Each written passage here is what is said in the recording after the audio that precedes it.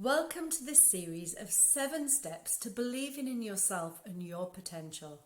So let's take a look at step number 3. Step number 3 is to recognize when you are having thoughts that limit your potential. So what do I mean by this? It sounds like a really simple task, doesn't it? And I'm sure we all struggle with negative thoughts from time to time. But to be able to change them, we need to become aware of them and how often we're actually thinking them. So awareness is key.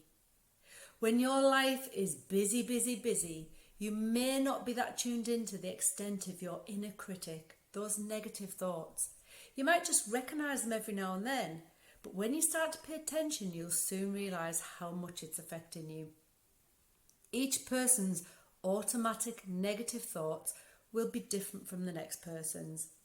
They're usually related to our life experiences plus our fears or the messages we've internalised for years. Negative thinking happens at an unconscious level and is often the root cause of some of our negative behaviours. But how can you become aware of the things that you don't even know that you're thinking about? Recognising negative thinking patterns can provide you with the tools to disrupt intrusive thoughts and create a healthier view on life. It is possible to change negative thoughts that lead to negative feelings and behaviour, but first you have to learn to recognise your negative thinking patterns.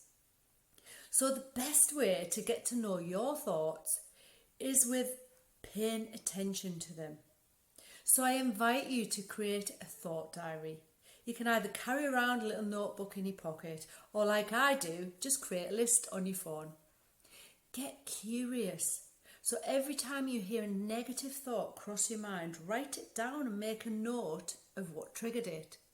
Then at the end of the week, look over your notes. It can be really helpful for you to identify if there's a pattern to your thinking, such as times of day or events that trigger the negative thought process. Then once you identify when you're having those limiting thoughts, you can literally say stop to them in the tracks so that they no longer limit you in your choices or your behaviour. So if you want to start believing in yourself and your potential, the third step that you should take is this. Recognise when you're having thoughts that limit your potential.